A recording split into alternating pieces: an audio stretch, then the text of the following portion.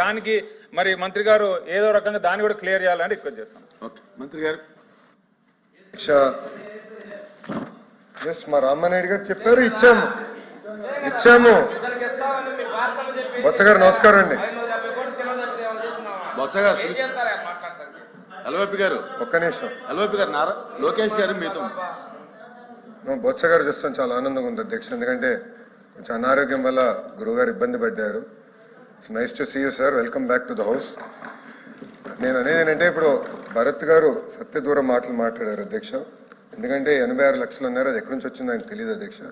సమాధానం నేను చెప్పాను అధ్యక్ష, 79,51,903 మంది విద్యార్థులు యూడైస్లో క్లాస్ 1 to క్లాస్ 12 ఎన్రోల్ అయ్యారు.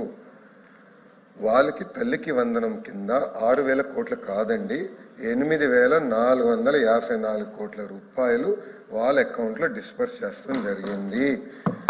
దీంట్లో ప్రోగ్రామ్ కింద 67,01,653 మందికి తల్లికి వందనం వర్తించింది. మీరు ఇక్కడ చూస్తే అంటే యూడైస్లో ఎన్రోల్ అయిన వాళ్ళు అర్హులందరికీ ఇస్తాం జరిగింది 84.27%. ఇప్పుడు మీరు అడిగారు, మీరు అమ్మ ఒడి కింద ఎవరెవరికి ఇచ్చారు, ఎంతమందికి ఇచ్చారు కూడా వివరంగా నేను చెప్తాను. ఆనాడు యూడైస్లో 81,72,224 మంది ఉంటే మీరు కేవలం 42,33,098 మంది అంటే 52% మందికి మీరు ఇచ్చారు. మేము 85% మందికి ఇచ్చాం. అదేవిధంగా ఇంకొక సంవత్సరం 2021 తీసుకుంటే సుమారుగా 83 లక్షలు ఉంటే మీరు ఇచ్చింది కేవలం 44 లక్షల మందికే.